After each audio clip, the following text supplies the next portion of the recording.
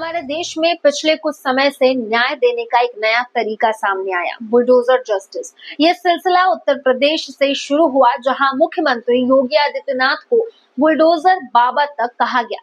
फिर ये चलन मध्य प्रदेश और कई राज्यों में भी अपनाया गया।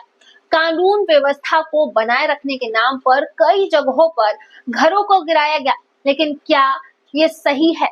इस तरीके से न्याय के नाम पर बुलडोजर चलाना, बुलडोजर का इस्तेमाल करना, आज हम इसी पर चर्चा करेंगे। सुप्रीम कोर्ट ने इस पर कड़ा रुख अपनाया है और एक बड़ा फैसला सुनाया है। जानिए ये क्या है पूरा मामला। सुप्रीम कोर्ट ने इस बुलडोजर एक्शन पर रोक लगाने का बड़ा कदम उठाया है।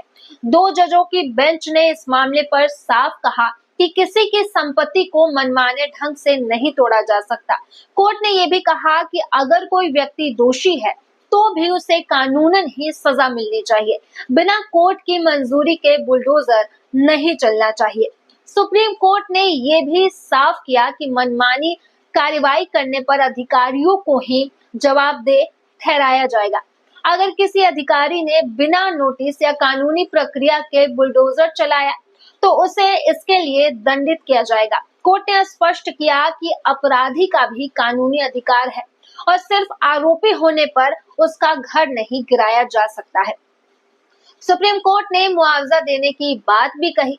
अगर किसी का घर मनमाने ढंग से गिराया गया तो उसे मुआवजा मिलना चाहिए। कानूनी प्रक्रिया के बिना की गई कार्रवाई असंवैधानिक है।